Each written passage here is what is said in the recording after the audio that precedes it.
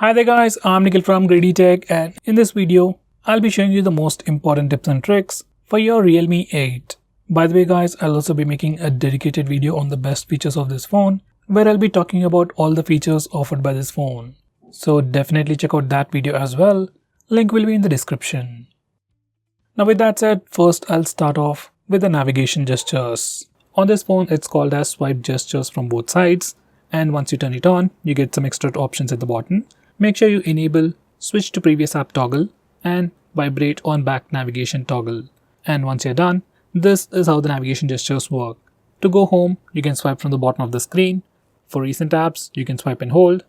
Now to go back a step, you can swipe from the left side or the right side and it takes back a step. For Google Assistant, you can swipe from the bottom left corner or bottom right corner diagonally to trigger Google Assistant. And every time you use these gestures or even the back button, you also get a subtle haptic feedback. Besides that, you can also swipe left or right on the bottom of the screen to quickly switch between applications, just like on iOS. Next, we have a new gesture called icon pull down gesture. Now once you enable this feature, on your home screen, you can swipe diagonally on the left side or right side to quickly pull down all the icons near your finger. It's just a quick and easy way to reach out applications just with a single finger. Next, we have swipe down gesture on the home screen. By default, it is set to search or global search. Once you do a swipe down gesture, you can search for application names or even contacts directly from your home screen. I personally suggest you to change it to notification drawer. Once you do that, you can do a swipe down gesture to pull down the notification bar, which I think is much more helpful. Next, we got some new live wallpapers. Some are just like videos on loop, some wallpapers react to your touch, and some change depending on the time. For these wallpapers, you can just touch and hold the wallpaper for a quick preview. Right now we can only use the install live wallpapers. In future, we might be able to use a regular video as a live wallpaper.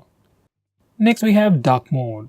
You can enable it from the notification toggles or directly from the display settings. And once you enable the dark mode, all the system UI elements change to dark mode. Even some of the stock applications like phone dialer, messaging application also change to dark mode, and even some Google applications like Play Store or YouTube switch to the dark mode automatically. Dark mode helps your phone look much more cooler, helps you save some battery, and puts less strain on your eyes at night. Next, we have always on display. Now just like the name suggests, it's a feature that puts a clock on your lock screen all the time. Now here's a quick preview. From settings, you can also change the clock styles, and you can also schedule it to automatically turn on and turn off at a specific time to save a little bit of battery. Next, I'm going to show you different ways to take a screenshot on this phone. So first, we have the normal way where we can use the buttons. Just press the volume down and power button both at the same time to take a screenshot. Next, we have 3-finger screenshot gesture. Now this feature is enabled by default. To take a screenshot, you can just swipe down using 3 fingers and your phone will take a screenshot. It's just like pressing the buttons, but instead of pressing the buttons, you just need to swipe down using 3 fingers and your phone will take a screenshot. Personally, this is my favorite way to take a screenshot. Next, I'm going to show you how to take a long screenshot. For that, first take a regular screenshot and then click on the preview. Now select scroll. Now you need to scroll the page. And once you're done, you'll get a long screenshot. Finally, we have partial screenshot. To take a partial screenshot, just place 3 fingers on the screen for a second and then slowly swipe down. Once you do that, you'll get a preview window and then take a partial screenshot. You can also resize this preview window to get an accurate screenshot. Next, we have some quick shortcuts whenever you take a screenshot. So every time you take a screenshot, whether it's with the buttons or the gesture, you get a preview on the screen and you can swipe that preview up to share that screenshot, and you can swipe it down to take a long screenshot. You can also swipe the preview to the side to dismiss it. Next, I'm going to show you how to disable lock screen magazine, or you might even call it dynamic wallpaper on the lock screen. First, here's a quick preview of the lock screen, and every time you lock your phone or every time you come to the lock screen, we see a different wallpaper. Some people like it, some people don't, especially I personally don't like it. So if you're like me and if you want to disable it, this is how you can disable it from settings. And now, here's the lock screen once again, and no matter how many times you come to the lock screen, we will have a fixed wallpaper. Next, I'm going to show you some camera gestures. First, we have touch. Once you enable this feature, we can take a picture by just touching the preview screen. It works for both the rear camera and even for selfies. Next we have the palm gesture, which only works for the front camera, and it's great for taking selfies. Just enable it and then show your palm to the front camera and your phone will take a picture in just 2 seconds. And here's a quick preview of that once again. Next, I'm going to show you how to trigger Google Assistant with the power button. Just enable this toggle and now press and hold the power button to trigger Google Assistant. If you press and hold the power button longer, we will see the power options. If you are using navigation gestures, this is pretty useful. Next, we have some important screen off gestures. We have things like double tap to wake. We can also draw a note to open the camera application. Next, we can draw a V to turn on the flash. We also have more like music controls and custom shortcuts. But most of the time, I just draw V to turn on the flash. And to turn it off, we can press the power button. Next, we have a pretty cool shortcut to start or open split screen mode. This feature is enabled by default. Just make sure this particular toggle is enabled, and if it is enabled, you can just swipe up using 3 fingers to open the current application in a split screen mode. Now this phone, it's not like other phones, so some of the applications will not support this feature. With that said, most of the applications, especially third-party applications, do support split screen mode. Next, I'm going to show you digital well-being. Now this is a feature from Google and you can find it in settings. This feature analyzes your phone's usage and gives you a complete report. It shows you how many times you've unlocked your phone, how many notifications you've got, how much time you're using your phone, and which apps you're using the most.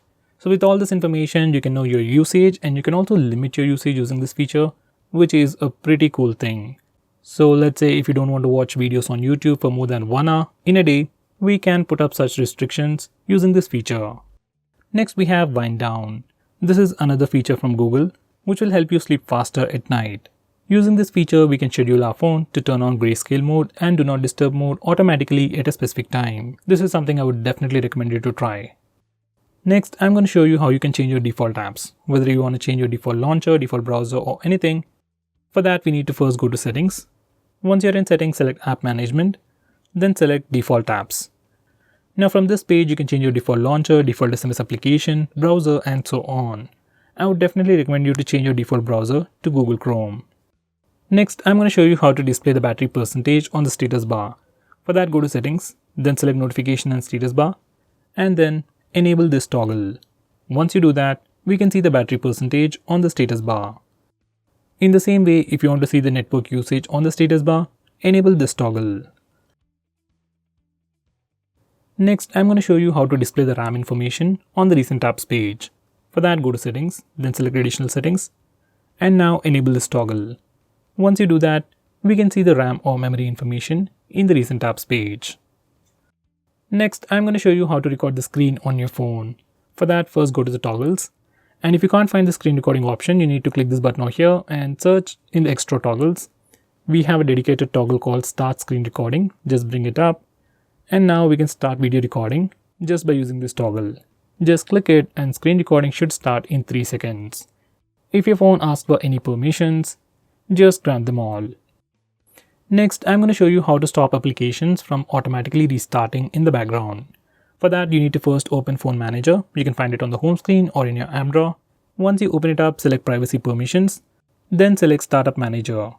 Now from this page, we can start or stop applications from automatically restarting in the background. Personally, I'll enable this toggle for apps like Truecaller, WhatsApp or Instagram and disable it for everything else. So guys, these are the most important tips and tricks for your phone. If I missed out on anything important, do let me know by commenting below this video and definitely check out my video on best features. Link will be in the description.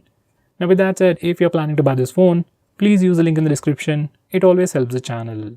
If you want us to make any specific video, tweet out to us with the hashtag ASKGREEDYTECH on Twitter and we will try to make it as soon as possible.